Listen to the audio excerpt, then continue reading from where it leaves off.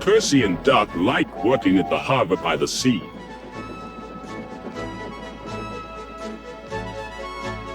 On a clear summer's night, there's no better place to be.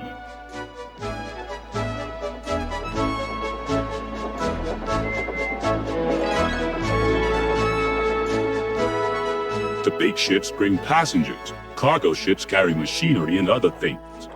Duck and Percy puff backwards and forwards with the crates of cargo as they are loaded and unloaded by the quayside. One morning, Duck and Percy noticed that the horizon was packed with sails flapping against the blue sky. "I wish I could sail to faraway lands," sighed Duck. "Engines can't go sailing," snorted Percy, "because engines can't float." Duck still had his dreams. Suddenly, they were rudely interrupted.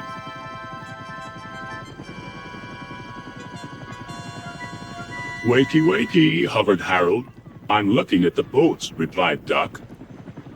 "That's the regatta. Lots of boats, lots of races, great fun. I hover around in case I'm needed." "Do you go to the horizon?" asked Duck. "Yes, and beyond." "I didn't know there was a beyond," whispered Percy. "Do you go to other places at sea?" continued Duck. "Certainly. I could land on ships, you know, anywhere, anytime. Goodbye." Duck sighed. He went on talking about the regatta all day. Percy lost patience. "Well, Duck, I'd rather have my wheels on solid ground.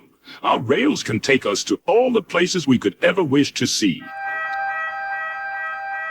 "That's an emergency," called Duck's driver. "I'll check with the harbor master." He returned with bad news. "A man taking part in the regatta has hurt his hand. We're to take him to the hospital at the next station. Harold's bringing him now. Come on."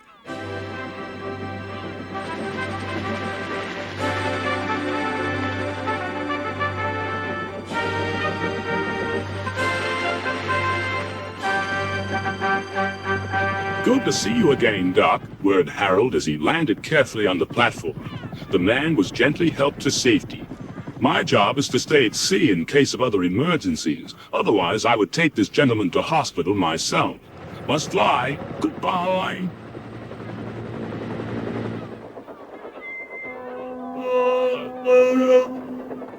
Duck set off on his journey. Soon he was steaming well, and his wheels were thundering along the track.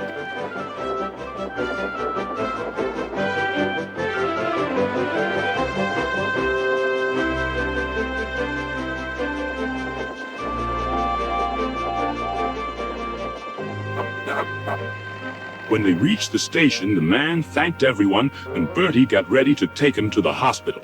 "You look splendid flying along the line, Duck," glowed Bertie. "No wonder they called you Great Western." "Thank you, Bertie." Percy's right, he thought to himself. Engines are happiest when their wheels are firmly on the rails. That night, Percy and Duck stayed a little longer at the quay. The air was warm and the sea calm.